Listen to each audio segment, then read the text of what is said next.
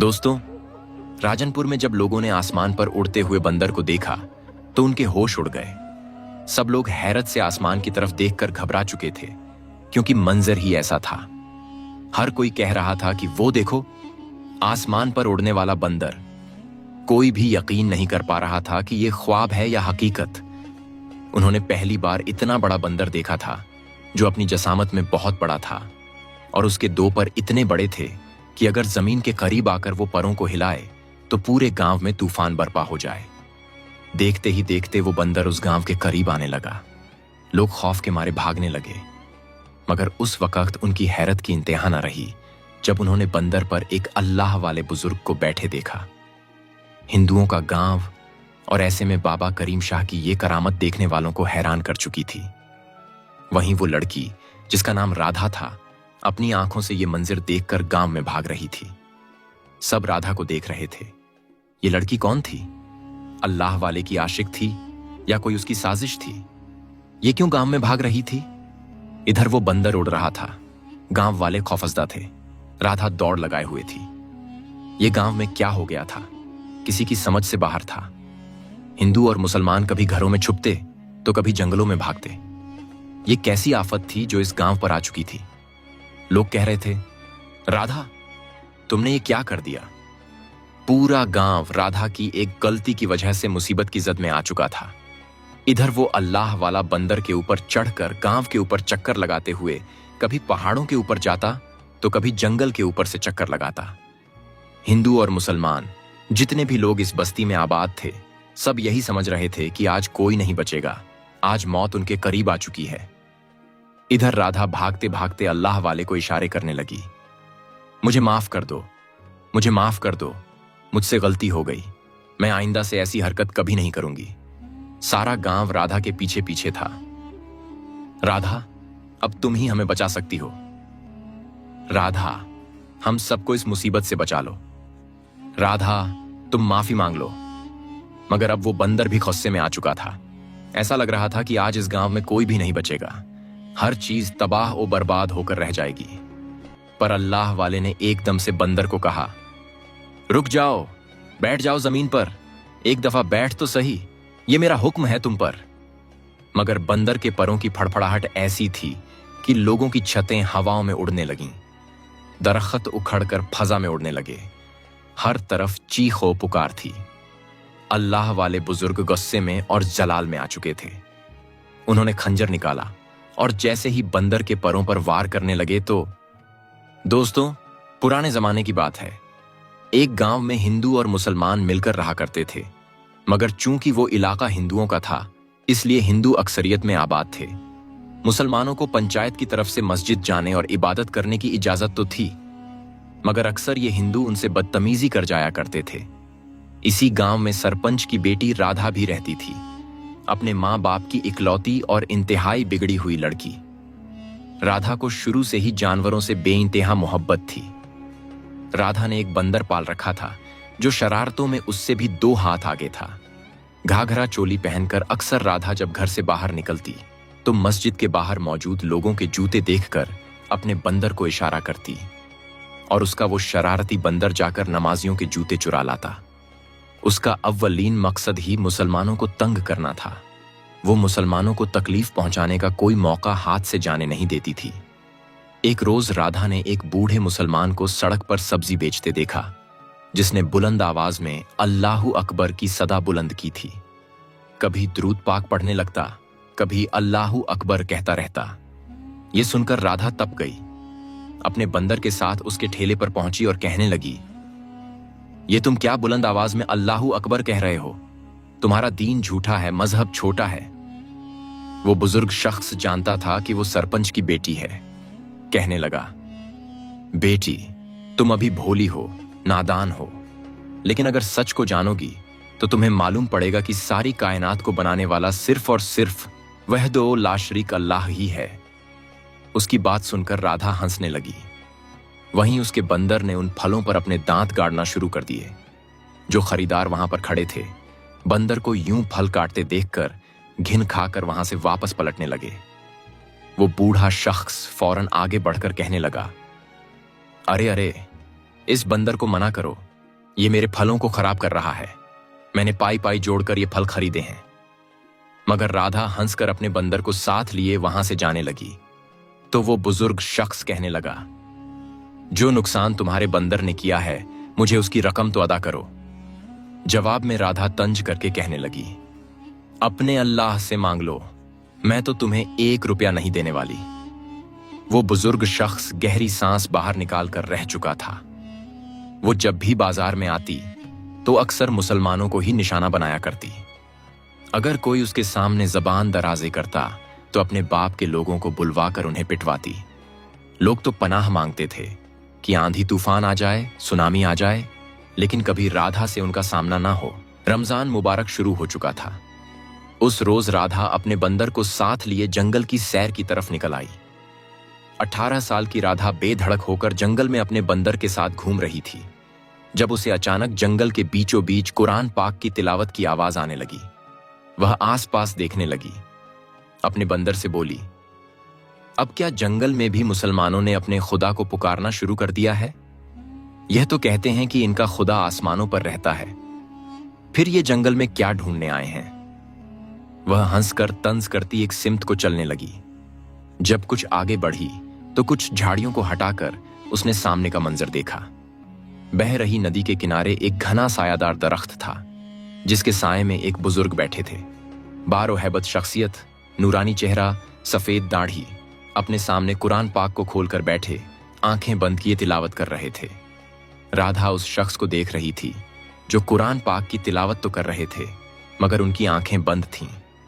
कुछ देर तो राधा उनकी शख्सियत से मुतासिर सी हुई, लेकिन अगले ही पल उसके शैतानी दिमाग में शरारत सूझी।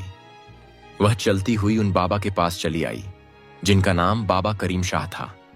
अक्सर वह अल्लाह ताला की इबादत की खातिर और कुछ खास अमलियात की खातिर यही चले आते और अकेले में अल्लाह ताला से दुआ फरमाया करते थे।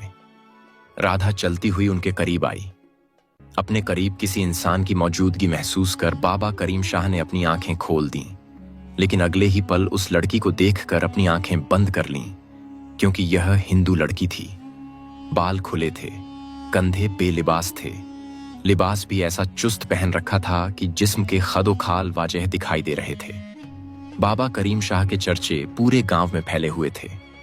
आसपास के 10 गांव जिनमें मुसलमान और हिंदू आबाद थे, सभी बाबा करीम शाह की करामात से वाकिफ थे। कई हिंदू भी थे जो बाबा करीम शाह के पास आया करते थे। राधा ने भी बाबा करीम शाह के बारे में सुन रखा था, लेकिन उसे बाबा करीम शाह की करामात पर यकीन नहीं था। वह उन्हें सिर्फ और सिर्फ झूठा और मन गढ़ंत किस्से बनाने वाला ही समझती थी। बाबा करीम शाह ने आंखें बंद किए ही कहा, लड़की, किस लिए यहां पर आई हो? राधा ने मुस्कुराकर बाबा करीम शाह के सामने बैठना चाहा, लेकिन बाबा करीम शाह आंखें मूंदे ही फौरन गरजदार आवाज में बोले, खबरदार, यहां पर मत बैठना, दूर रहकर बात करो। राधा उनके गरजदार लहजे पर घबरा चुकी थी। फौरन उठकर कुछ दूरी पर खड़ी हो गई। अगले ही पल कहने लगी, क्यों बाबा, मुझ जैसी हसीन दोशीजा को देखकर आप क्या समझते हैं कि मेरी तरफ माइल होने लगेंगे? बाबा करीम शाह ने उसके अल्फाज सुने तो अगले ही पल उनके चेहरे पर एक धीमी सी मुस्कान आई। फिर कहने लगे, तुम मुझे मेरी औलाद की तरह लगती हो, मगर जो लिबास तुमने पहन रखा है वह मेरे लिए नाकाबिले कबूल है। औरत पर्दे में ही अच्छी लगती है। वह जिस अंदाज में बोल रहे थे, राधा को शक होने लगा। कहने लगी, कौन हैं आप और इस जंगल में क्या कर रहे हैं? जवाब में वह कहने लगे, मैं करीम शाह हूं। जैसे ही करीम शाह का नाम सुना, अगले ही पल राधा चिल्लाई, अच्छा, आप सच कह रहे हैं? मैं तो आपको मिलने के लिए बड़ी बेताब थी, ना जाने कहां कहां मैंने आपको नहीं ढूंढा। वह जानबूझकर तंज करती हुई यह सब कुछ बोल रही थी और अगले ही पल कहने लगी, मैंने तो आपकी करामात के बहुत किस्से सुन रखे हैं कि आप यह कर देते हैं, वह कर देते हैं, लेकिन आप तो मुझे सादा से एक कमजोर से बूढ़े बाबा ही लग रहे हैं। वह तंजिया अंदाज में उन्हें सर से पांव तक देखकर बोली तो बाबा करीम शाह ने एक बार फिर अपनी आंखें मूंद लीं। उस वक्त वह कुरान पाक की तिलावत करते हुए खास मकसद में मसरूफ थे, लेकिन यह लड़की ना जाने क्या चाहती थी। बाबा कहने लगे, अल्लाह ताला के करीब होने के लिए जाहिरी खदोखाल नहीं बल्कि बातिनी खुलूस चाहिए होता है। जिसका खुलूस खुदा को पसंद आ जाए वह उसे अपने करीब कर लेता है। लेकिन राधा अगले ही पल हंस पड़ी। कहने लगी, अच्छा, इतना यकीन है खुदा पर?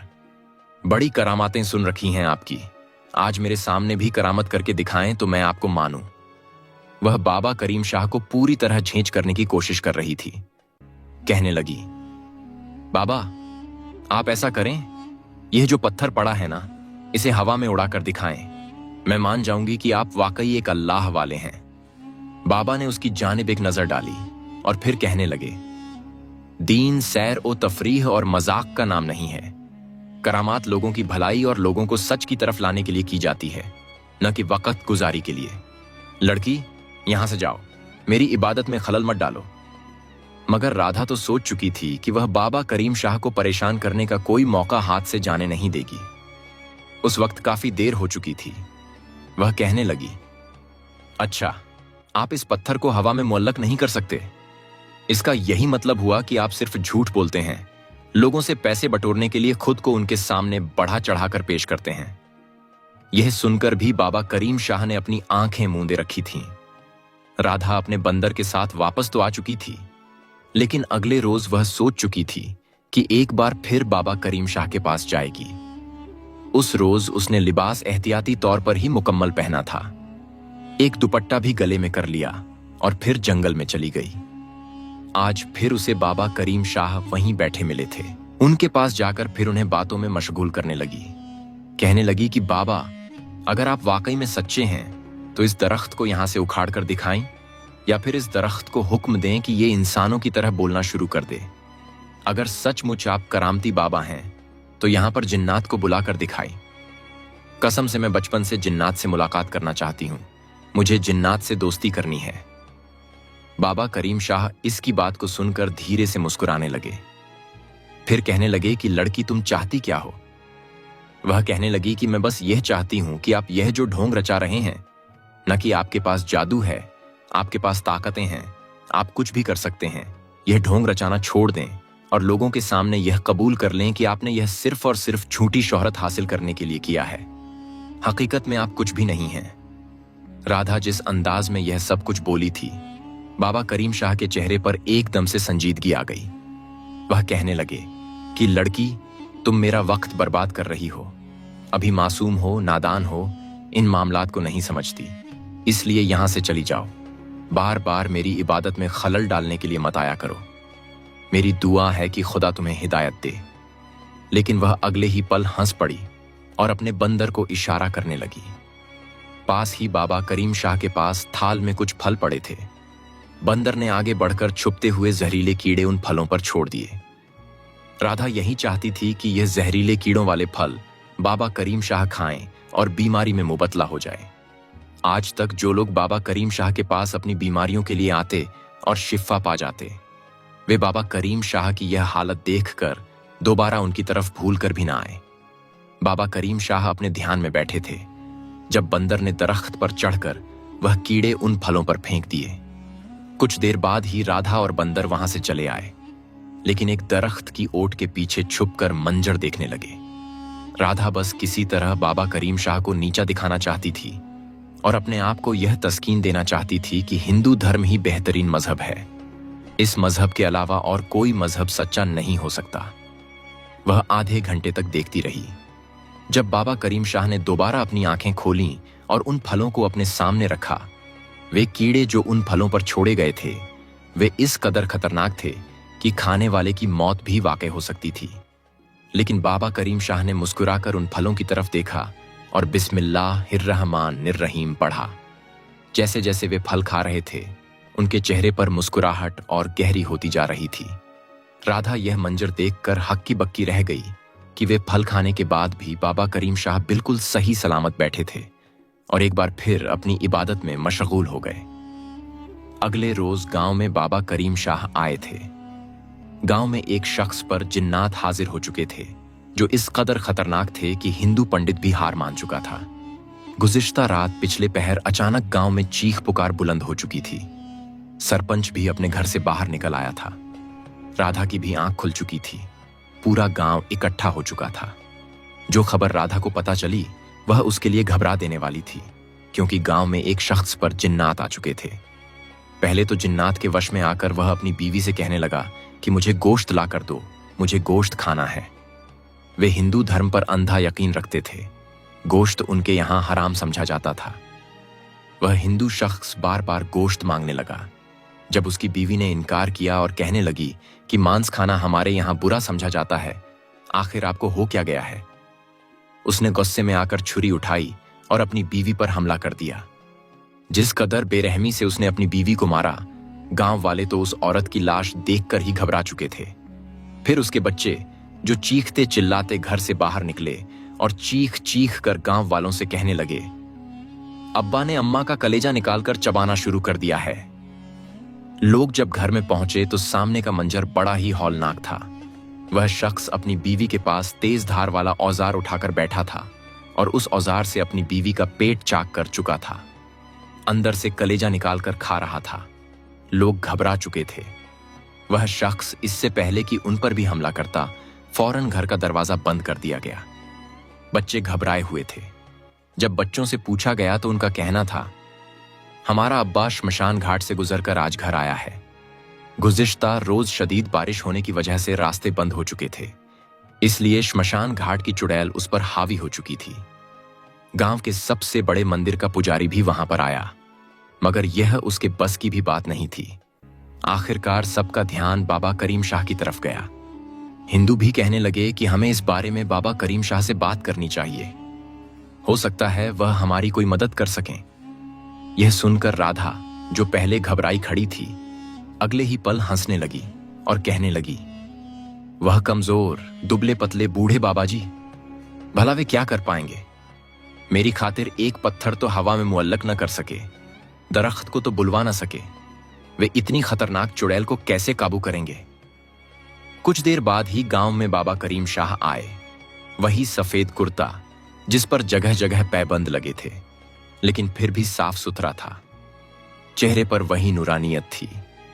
हाथ में एक थैला था जिसे वह एक जानिब से सीने पर लगाए हुए आगे बढ़ रहे थे। घबराए हुए लोगों को देखकर वह धीरे से मुस्कुराए और कहने लगे, फिक्र मत करो, खुदा हर एक चीज पर कादिर है। मैं इस खतरनाक मखलूक को कलमा पढ़वाकर ही बाहर निकलूंगा। वहां पर जितने भी हिंदू मौजूद थे, सभी बाबा करीम शाह का चेहरा देखने लगे। कुछ लोगों ने तो बाबा करीम शाह को चुनौती भी दे दी कि जब हमारे पंडित इसे नहीं निकाल सके तो भला आप कैसे इसे काबू करेंगे और फिर कलमा भी पढ़ाएंगे? करीम शाह ने मुस्कुराकर उन्हें देखा, मगर कुछ नहीं बोले। फिर घर के अंदर दरवाजा खोलकर चले गए। हर कोई घबराकर एक दूसरे के पीछे छिप रहा था। घर से अजीबोगरीब आवाजें आ रही थीं। जैसे ही बाबा करीम शाह ने अंदर कदम रखा, वह प्रभावित व्यक्ति जो अपनी पत्नी की लाश के पास बैठा था, खूंखार नजरों से बाबा करीम शाह को देखने लगा। लेकिन जैसे ही उसकी नजर बाबा करीम शाह की आंखों पर पड़ी, तो वह उसी पल तुरंत उठकर घर के कोने में चला गया। पूरा कमरा हिलने लगा, चीजें हवा में उड़ने लगीं और सामान गिरने की आवाजें बाहर तक आ रही थीं। लेकिन बाबा करीम शाह उसके सामने जमीन पर बैठ गए और कहने लगे, यहां आकर बैठो। वह सिर हिलाकर मना करने लगा, नहीं, मैं नहीं आऊंगा, चले जाओ यहां से। बाबा करीम शाह ने अपने थैले से कुरान शरीफ निकाला और अपने सामने रखकर ऊंची आवाज में तिलावत करने लगे। उस व्यक्ति की चीखें पूरे घर में गूंजने लगीं। कुछ लोगों ने हिम्मत करके दरवाजे के पास आकर देखा। वह चीख रहा था और कह रहा था, बंद करो ये आवाज, मत पढ़ो, मैं तुम्हें मार डालूंगा। लेकिन बाबा करीम शाह लगातार तिलावत करते रहे और बोले, मैं एक ही शर्त पर तिलावत बंद करूंगा, अगर तुम इस व्यक्ति के शरीर को छोड़ दो और इस्लाम कबूल कर लो। बाबा करीम शाह की कुरान पाक की तिलावत से अचानक उस व्यक्ति के शरीर को एक झटका सा लगा और एक काला साया उसके शरीर से अलग होने लगा। यह दृश्य लोगों ने अपनी आंखों से देखा। जब वह काला साया बाबा करीम शाह के सामने बैठ गया, तो बाबा करीम शाह आंखें बंद करके तिलावत करते रहे और अपना हाथ आगे बढ़ाया। देखते ही देखते वह काला साया उनके हाथ के करीब आने लगा और फिर एक मटर के दाने जितना छोटा होकर बाबा करीम शाह के हाथ में एक छोटे से पत्थर का रूप ले चुका था। यह करिश्मा देखने के बाद लोग बाबा करीम शाह के नाम के नारे लगाने लगे। हिंदू कहने लगे, बाबा करीम शाह की जय हो, बाबा करीम शाह जिंदाबाद।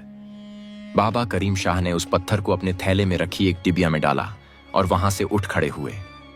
सामने उस औरत की हालत देखकर बाबा करीम शाह ने अपनी आंखें बंद की और फिर कुछ पढ़ते हुए उसके पास पहुंचे। वह कई घंटों से उसी हालत में थी। उसका पेट चीर दिया गया था, उसका कलेजा और आंतें बाहर निकली हुई थीं। उसका पति और बच्चे उसके पास बैठकर रो रहे थे।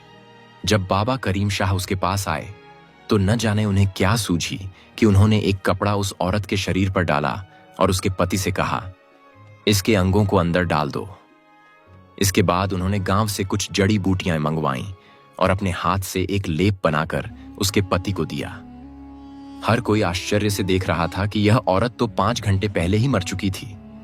फिर बाबा करीम शाह आखिर क्या करना चाहते हैं? सबकी सांसें थम गईं। जब बाबा करीम शाह ने उसके जख्मों पर लेप लगाया, आंखें बंद कीं और कुरान की कुछ आयतें पढ़ने लगे। फिर एक फूंक मारकर वहां से उठ गए। कुछ ही देर बाद वह औरत जो मर चुकी थी, उसके शरीर में हलचल होने लगी। वह सांस लेने लगी। उसे होश आ चुका था। उसका दिल अब भी धड़क रहा था। यह बाबा करीम शाह का करिश्मा था। हर कोई उन्हें देखता रहा और हाथ जोड़ने लगा। लेकिन बाबा करीम शाह ने तुरंत सबके हाथ हटाकर आसमान की ओर इशारा किया और बोले, नहीं, वही होता है जो अल्लाह चाहता है। मैं बस अल्लाह का एक नेक बंदा हूं, सिर्फ दुआ कर सकता हूं और मेरी दुआ को कबूल करना मेरे रब की मेहरबानी है। यह करिश्मा देखने के बाद वह हिंदू, उसकी पत्नी और दोनों बच्चे इस्लाम कबूल कर चुके थे। राधा भी यह दृश्य देख रही थी, लेकिन उसे यकीन नहीं हो रहा था। वह कहने लगी, नहीं, ऐसा नहीं हो सकता। यकीनन यह इन लोगों की मिलीभगत होगी। यह सब मासूम लोगों को भटकाने के लिए कर रहे होंगे। जब तक बाबा करीम शाह मेरे सामने कोई करिश्मा नहीं दिखाते, तब तक मैं उन्हें अच्छा नहीं मान सकती। गांव के लोगों का बाबा करीम शाह पर विश्वास पहले से भी ज्यादा बढ़ चुका था, लेकिन राधा मानने को तैयार नहीं थी। वह एक बार फिर आज उस ठिकाने पर पहुंची जहां बाबा करीम शाह रहते थे। गांव के सबसे कोने में, जहां जंगल शुरू होता था, वहां बाबा करीम शाह ने अपनी एक झोपड़ी बना रखी थी और वहीं रहते थे। इस दिन राधा अपने बंदर के साथ बाबा करीम शाह की झोपड़ी पर पहुंच गई। बाबा करीम शाह उस समय झाड़ू लगा रहे थे। जब राधा ने उन्हें झाड़ू लगाते देखा तो जोर जोर से हंसने लगी। बाबा करीम शाह का मजाक उड़ाने लगी और कहने लगी, पूरे गांव के लोग आपकी इतनी इज्जत करते हैं और आप यहां गुलामों की तरह झाड़ू लगा रहे हैं। अरे, हमारे नौकर तक इससे अच्छे हैं, उनके कपड़े भी आपसे अच्छे हैं। आप ऐसा क्यों नहीं करते कि हमारे घर आ जाते? हमें भी झाड़ू पोछा करवाना है। मेरे बाबा तो आपको अच्छी तनख्वाह भी दे देंगे। वह नादानी में यह भी भूल चुकी थी कि वह किससे बात कर रही है। बाबा करीम शाह ने फिर भी धैर्य बनाए रखा और मुस्कुराकर कहने लगे, क्यों नहीं, अगर मुझे पैसों की जरूरत हुई तो मैं जरूर तुम्हारे बाबा के पास काम के लिए चला आऊंगा, लेकिन मेरे लिए मेरा अल्लाह काफी है। अल्लाह का नाम सुनकर राधा के माथे पर बल पड़ चुके थे। वह कहने लगी, नहीं, यह सिर्फ एक काल्पनिक भगवान है जिसे तुम मानते हो। असली रब और इस पूरी दुनिया को बनाने वाला तो हमारा भगवान कृष्ण है। अगर तुम सच में अल्लाह को मानते हो तो बताओ, वह कहां है? मैंने तो आज तक तुम्हारे खुदा को नहीं देखा। इस बात पर बाबा करीम शाह झाड़ू लगाते लगाते रुके और फिर बोले, खुदा अगर महसूस किया जाए तो हर एक चीज में मौजूद है। बस हर किसी को वह नजर नहीं मिलती जिससे वह खुदा की कुदरत को देख सके। धर्म का मजाक उड़ाने से समझ नहीं आता, बल्कि सोचने समझने से आता है। बाबा करीम शाह इतना कहकर फिर से झाड़ू लगाने में लग गए। मगर राधा तो बस किसी भी तरह बाबा करीम शाह को परेशान करना चाहती थी। वह चाहती थी कि किसी तरह बाबा को गुस्सा दिलाकर उनसे कोई गलत हरकत करवा दे, ताकि उनके खिलाफ प्रचार कर सके और उन्हें गांव से बाहर निकलवा सके। फिर वह एक बार फिर बाबा करीम शाह के पास आई और कहने लगी, बाबा, अगर सच में आपने उस जिन्न को काबू करके पत्थर में बदल दिया है, तो क्या आप उसे फिर से जिन्न में बदल सकते हैं? बाबा करीम शाह बोले, हाँ, खुदा की कुदरत जो चाहे कर सकती है। पत्थर से पानी निकाल सकती है और बहते दरिया का रुख मोड़कर जमीन को बंजर बना सकती है। यह सुनकर राधा कहने लगी, अगर ऐसा मुमकिन है तो यहां अभी बर्फबारी करवा दीजिए। अगर आप यहां बर्फ गिरा देंगे तो मैं सच में मान लूंगी कि आप अल्लाह के वली हैं और इस्लाम भी कबूल कर लूंगी। बाबा करीम शाह ने उसकी तरफ देखा और कहा, अगर तुम सच में खुदा पर ईमान लाना चाहती हो तो मैं तुम्हें दीन की तालीम दूंगा। तुम उन बातों पर अमल करना, अगर तुम्हारा दिल मुतमिन हो जाए तो इस्लाम कबूल कर लेना। लेकिन राधा ने साफ कहा, नहीं, जब तक मैं अपनी आंखों से कोई चमत्कार नहीं देखूंगी तब तक इस्लाम कबूल नहीं कर सकती। वहीं पास एक बंदर भी था। जैसे ही राधा ने बंदर को इशारा किया, उसने शोर मचाना शुरू कर दिया। वह बाबा करीम शाह के आसपास नाचने लगा। कभी उनके कंधे पर बैठ जाता, कभी उनके बाल खींचता, तो कभी उनकी गर्दन पर अपने नाखून मारता। बाबा करीम शाह लगातार नमाज में लगे रहे। उनका चेहरा लाल हो रहा था, मगर वह ऊंची आवाज में नमाज पढ़ते रहे और कुरान की आयतें पढ़ते रहे। जैसे ही बंदर ने उनके कुर्ते को फाड़ना चाहा, बाबा ने सजदे में झुककर नमाज मुकम्मल की और फिर बंदर को अपनी गर्दन से पकड़कर सामने रख दिया। उनकी आंखों में गुस्सा था, लेकिन उन्होंने बंदर के सिर पर अपना हाथ फेर दिया।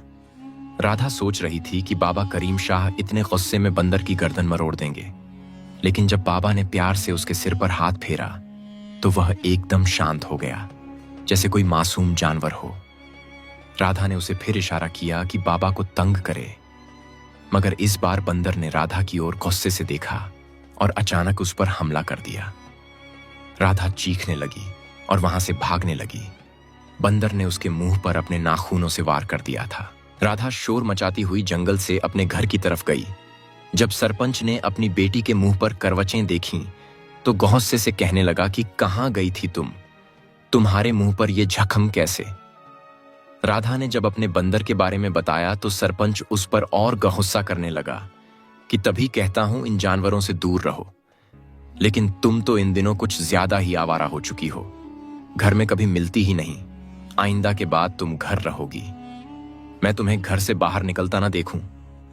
राधा अपने जख्मों पर लेप तो लगा चुकी थी, लेकिन रह रहकर उसे अपने बंदर पर हैरत हो रही थी कि वो एकदम से बदल कैसे गया। यकीनन उस बाबा करीम शाह ने उस पर कुछ पढ़कर फूंका होगा। जादूगर है, कोई करामती नहीं है। जादू के जरिए उसने मेरे बंदर को अपने वश में कर लिया है। राधा अपनी आदतों से मजबूर अपने बंदर को लेने वापस बाबा करीम शाह के पास पहुंच गई। ये देखकर उसकी हैरत की कोई इंतहा न रही कि उसका बंदर तो बाबा करीम शाह की गोद में बैठा हुआ है, बार बार उनके हाथ चूम रहा है। बाबा करीम शाह के कहने पर सहन में झाड़ू लगा रहा है, उनके लिए दरख्त से पत्ते तोड़कर ला रहा है, जिनसे वो एक खास दवा तैयार कर रहे हैं।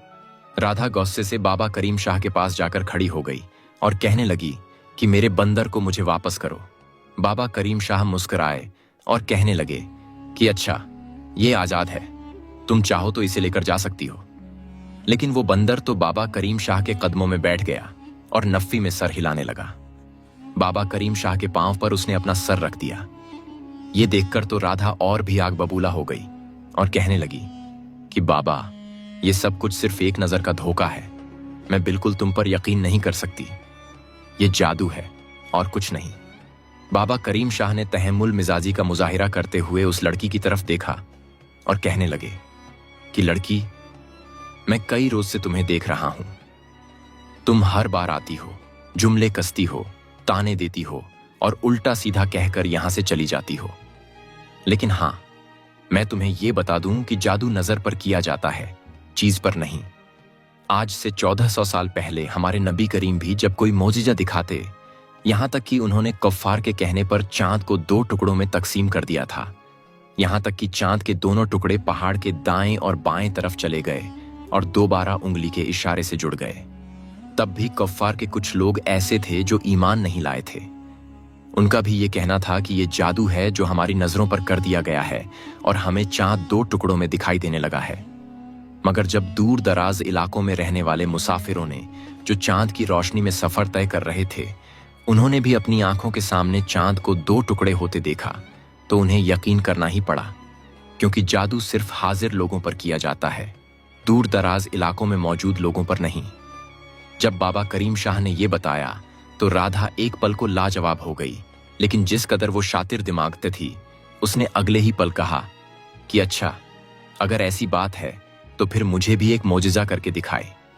बाबा करीम शाह कहने लगे कि मौजिजा करने वाली जात सिर्फ खुदा की है, हम सिर्फ दुआ कर सकते हैं। राधा कहने लगी कि अच्छा, अगर ऐसा है तो फिर मेरे इस बंदर को हवा में उड़ाकर दिखाएं। मैं इस बंदर को हवा में उड़ते हुए देखना चाहती हूं, बिल्कुल किसी बड़े परों वाली मखलूकन की तरह। बाबा करीम शाह आखिरकार इस लड़की की इन बातों को सुनकर आज उसके सामने एक करामत दिखाने वाले थे। चेहरा एकदम से सुर्ख हो गया, आंखों में जलाल दिखाई देने लगा। बाबा करीम शाह कहने लगे कि अच्छा, अगर आज मैं तुम्हारे सामने तुम्हारे बंदर को न सिर्फ उड़ाऊंगा बल्कि उसके ऊपर बैठकर पूरे गांव की सैर करूंगा तो तुम क्या करोगी? यह सुनकर राधा हंसने लगी। राधा कहने लगी कि ऐसा मुमकिन ही नहीं है कि आप ना सिर्फ इस बंदर को उड़ाएं बल्कि उसके ऊपर बैठकर पूरे गांव की सैर भी करें।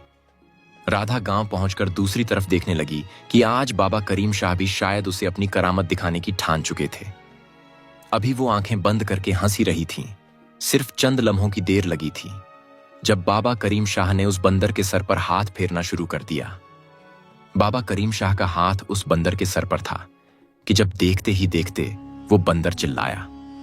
उसके चीखने की आवाज इस कदर बुलंद थी कि पूरे जंगल में उसकी चीखने की आवाज सुनकर परिंदे उड़ चुके थे। जैसे ही अपनी आंखें खोलकर राधा ने देखा तो उसका वो बंदर जो कभी उसके कंधे पर बैठा करता था, उसकी जसामत में इजाफा होने लगा। वो बड़ा होने लगा, किसी देव हैकल मखलूकान की तरह वो बढ़ता चला गया, यहां तक कि उसके अगले दोनों हाथों के करीब मांस उधड़ने लगा तो दो पर वहां से निकलकर सामने आ चुके थे। बाबा करीम शाह मुस्कुराते हुए सुभान अल्लाह तेरी कुदरत कह रहे थे और राधा यूं थी कि जैसे काटो तो खून ना निकले। अपने सामने उसने इस बंदर को उड़ने वाले बंदर में तब्दील होते देखा।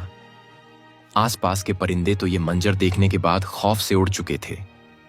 बाबा करीम शाह ने उस बंदर को देखा जो अब जसामत में काफी बड़ा हो चुका था और फिर उन्होंने अपना हाथ उस बंदर के सर पर रख दिया और अगले ही पल उस बंदर पर चढ़कर बैठ गए।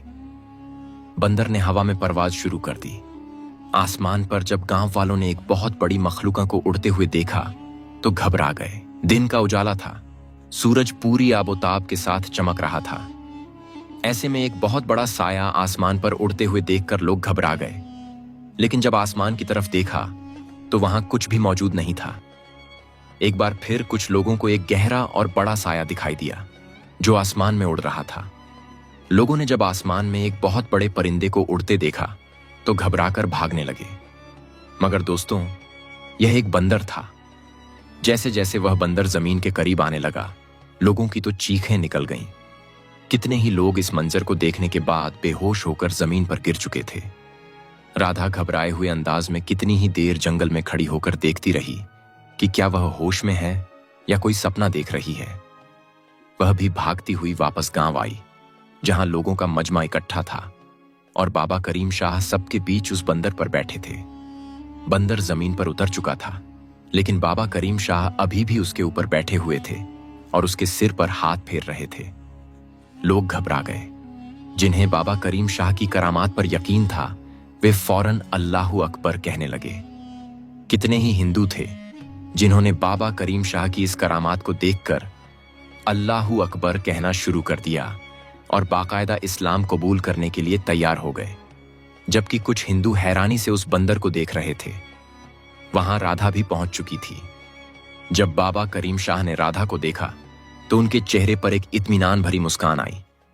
फिर उन्होंने कहा, राधा बेटी, देखो यह तुम्हारा ही बंदर है, आओ और इसके सिर पर हाथ फेरो। लेकिन राधा घबराकर अपने पिता के पीछे छिप गई। उसे उस बंदर से और बाबा करीम शाह से डर लग रहा था। अचानक डर के मारे उसे अपना वजूद आग की भट्टी में जलता हुआ महसूस होने लगा और वहीं बेहोश होकर गिर पड़ी। कुछ देर बाद जब राधा को होश आया तो वह चीख रही थी। रात का वक्त था। राधा के मां और पिता दोनों ही उसके पास थे। वह रोते हुए अपने पिता के सीने से लग गई और कहने लगी, बाबा, मैंने बहुत डरावना सपना देखा है। मैंने देखा कि बाबा करीम शाह बहुत बड़े उड़ने वाले बंदर के ऊपर बैठकर मेरे सामने खड़े हैं। यह सपना बहुत खौफनाक था। मुझे बहुत डर लग रहा है। लेकिन जब उसने अपने माता पिता के चेहरों को देखा तो उसे शक होने लगा। उसकी मां ने कहा, बेटी, यह सपना नहीं हकीकत है। तुम नहीं जानती कि तुमने किस हस्ती को सताया, किसे परेशान किया। तुमने बाबा करीम शाह को चैलेंज किया था। आज उन्होंने तुम्हारे ही बंदर को उड़ने वाली मखलूक में तब्दील कर दिया है। आखिरकार राधा को हार माननी पड़ी। बाबा करीम शाह की करामातों पर उसे यकीन हो चुका था। उस दिन जब उसकी तबीयत थोड़ी संभली तो वह घर से बाहर निकली और एक बार फिर बाबा करीम शाह की झोपड़ी की तरफ जाने लगी। लोग अभी भी उड़ने वाले बंदर की बातें कर रहे थे। जब उसने जंगल के करीब झोपड़ी के पास जाकर देखा तो बाबा करीम शाह अभी भी वहीं मौजूद थे और उनके पास लोगों का तांता लगा हुआ था। हिंदू, ईसाई, मुसलमान सब उस वक्त वहां मौजूद थे, अपने अपने मसले बयान कर रहे थे और बाबा करीम शाह उनके मसलों को हल कर रहे थे। राधा कुछ देर दूर खड़ी यह मंजर देखती रही। वहीं पास ही उसका बंदर भी बैठा था, जो अब वापस अपनी असली हालत में आ चुका था। वह चलते चलते बाबा करीम शाह के सामने आई और घुटनों के बल गिरकर फूट फूट कर रोने लगी। वह कहने लगी, बाबा मुझे माफ कर दीजिए, मैंने आपके साथ बहुत गलत किया। मुझे नहीं पता था कि आप कौन हैं। नफरत, अना और शायद अपने पिता के सरपंच होने के घमंड ने मुझे इतना अंधा कर दिया था कि मैंने हर चीज को अपनी जागीर समझ लिया था। लेकिन मैं माफी चाहती हूं। मुझे समझ नहीं आ रहा कि क्या सच है और क्या झूठ, इस्लाम सच्चा है या हिंदू धर्म। लेकिन अगर आप मुझे माफ कर देंगे तो मुझे लगेगा जैसे मेरे सिर से बहुत बड़ा बोझ उतर गया है। बाबा करीम शाह ने मुस्कुराकर उसे देखा और कहा, इस्लाम अमन का मजहब है जहां जब्र नहीं है। अल्लाह ताला उन लोगों को पसंद करते हैं जो माफ कर देते हैं और दरगुजर करते हैं। यह कहकर बाबा करीम शाह ने अपना हाथ राधा के सिर पर रख दिया। राधा को ऐसा महसूस हुआ जैसे उसके सिर पर रुई के नर्म नर्म फाहे रख दिए गए हों। उसे एक सुकून सा अपने दिमाग से पूरे वजूद में उतरता हुआ महसूस हुआ। वह बाबा करीम शाह के पास अक्सर आया जाया करती, उनकी बातें सुना करती, उनकी तालीमात पर अमल किया करती। यहां तक कि एक दिन ऐसा आया जब राधा ने ऐलान कर दिया कि वह इस्लाम कबूल करना चाहती है। जब उसने अपने पिता से यह बात कही तो वह आग बबूला हो गए। उन्होंने कहा, तुम हमारे रीति रिवाजों को नहीं भूल सकती। भले ही बाबा करीम शाह की करामातों पर हमें यकीन है, लेकिन इसका मतलब यह नहीं कि हम उनकी करामातें देखकर अपना मजहब बदल लें। यह सुनकर राधा ने अपने पिता से कहा, नहीं बाबा, मैं आपकी बात नहीं मान सकती। मैंने बाबा करीम शाह को बहुत ध्यान से देखा है। यकीन मानिए, अगर यहां कोई पंडित या पुजारी होता और मैंने उसे इतना तंग किया होता तो वह मेरा सिर कलम करवा चुका होता, मुझे मरवा चुका होता, या फिर मेरी इज्जत ही महफूज ना रहती। मगर यह बाबा करीम शाह थे, जिनको मैंने नीचा दिखाने के लिए क्या कुछ नहीं किया। लेकिन उसके बावजूद उनकी तमाम बातें गवाह हैं कि वह बेहद नेक और अच्छे इंसान हैं। और मैं तो यह देखकर हैरान हूं कि अगर एक अल्लाह वाला ऐसा हो सकता है तो ना जाने खुदा कैसा होगा। अपनी बेटी को बागी होता देख सरपंच गुस्से में आ चुका था। उसने अपनी बेटी को घर में कैद करवा दिया और अपनी पत्नी को सख्ती से चेतावनी दी कि यह लड़की इस घर से बाहर ना जाए। रही बात उस बाबा की, तो उसे भी मैं इस गांव से चलता करता हूं, वरना यह हमारे लोगों को और ज्यादा मुसलमान बनाना शुरू कर देगा। बहुत जल्द यह गांव मुसलमानों का गांव हो जाएगा। अब तो बात इस कदर बढ़ गई है कि हमारी लाडली बेटी भी इस्लाम कबूल करना चाहती है। वह कमरे में बंद लगातार रो रही थी, चिल्ला रही थी, कह रही थी कि मुझे इस्लाम कबूल करना है, मैं बाबा करीम शाह से इस्लाम सीखना चाहती हूं। जब गांव में यह शोर उठने लगा कि सरपंच के हुक्म पर बाबा करीम शाह को गांव छोड़ने का हुक्म दिया गया है, तो पंचायत बुलाई गई। पूरा गांव वहां इकट्ठा था। वहां बाबा करीम शाह को भी बुलाया गया। सरपंच की तरफ से यह फैसला सुनाया गया कि बेहतर यही है कि अब आप यह गांव छोड़कर चले जाएं। हम आपको किसी भी तरह का कोई नुकसान नहीं पहुंचाना चाहते, लेकिन अब आपका यहां रहना हमारे लिए खतरा बनता जा रहा है। हमारा धर्म कमजोर पड़ रहा है।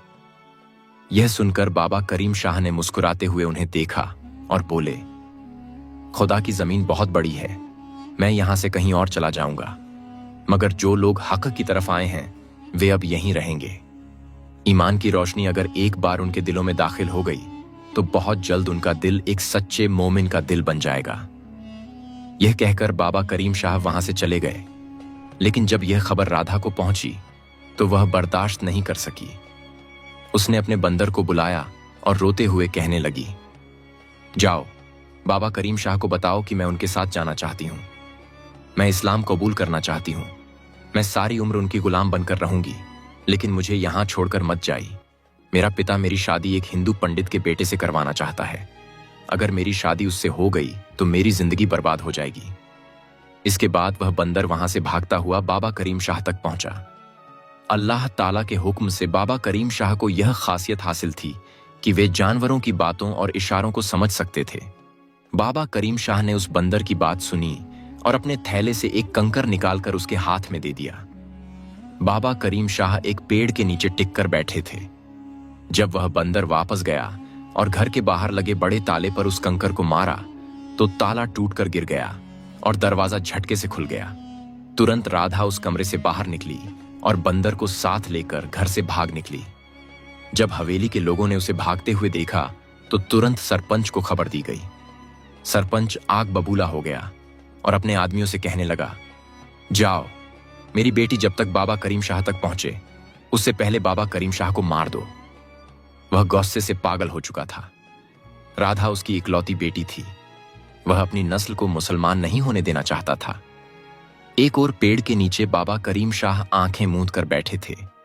जब राधा वहां पहुंची उससे पहले ही सरपंच के आदमियों ने उसका मुंह दबा दिया और अपने हाथ में मौजूद हथियारों से बाबा करीम शाह पर हमला करने लगे। लेकिन इससे पहले कि वे बाबा करीम शाह पर हमला कर पाते, पेड़ पर बने शहद की मक्खियों के छत्ते से हजारों मक्खियां निकलीं और उन पर हमला कर दिया। मक्खियों ने उनकी आंखों, चेहरे और हाथों पर डंक मारना शुरू कर दिया। वे दर्द से चिल्लाने लगे। उसी वक्त पेड़ की जड़ों से एक काला नाग निकला और सरपंच के पास जाकर उसे डस लिया। वह तड़पने लगा, उसके मुंह से झाग निकलने लगा और उसका पूरा शरीर नीला पड़ गया। राधा एक तरफ खड़ी अपने पिता को देख रही थी। भले ही वह मुसलमान होना चाहती थी, लेकिन अपने पिता से भी मोहब्बत करती थी। वह रोते हुए बाबा करीम शाह की तरफ देखने लगी। बाबा करीम शाह उसके आंसू देखकर उसके पास आए और तुरंत जख्म वाली जगह पर हाथ रखा। कुछ ही देर में वह नाक वापस आया और जहर चूसने लगा। बाबा करीम शाह ने सरपंच के सिर पर हाथ रखा तो वह होश में आ गया। यह मंजर देखकर सरपंच ने फौरन इस्लाम कबूल कर लिया। धीरे धीरे गांव के बाकी लोग भी इस्लाम कबूल करने लगे। यूं इस गांव का नाम राजनपुर से बदलकर करीमाबाद रख दिया गया। दोस्तों, कहा जाता है कि इसके बाद जब तक बाबा करीम शाह जिंदा रहे, राधा ने अपना नाम बदलकर अस्मा बतूल रख लिया। उसने बाबा करीम शाह से ही कुरान पाक सीखा और हाफिज कुरान बनी। यहां तक कि बाबा करीम शाह की ही मर्जी से उसने एक नेक मुसलमान लड़के से निकाह कर लिया। आज की यह कहानी आपको कैसी लगी? कमेंट बॉक्स में अपनी राय जरूर दें और ऐसी ही और कहानियों के लिए हमारे चैनल को सब्सक्राइब करना ना भूलें। शुक्रिया।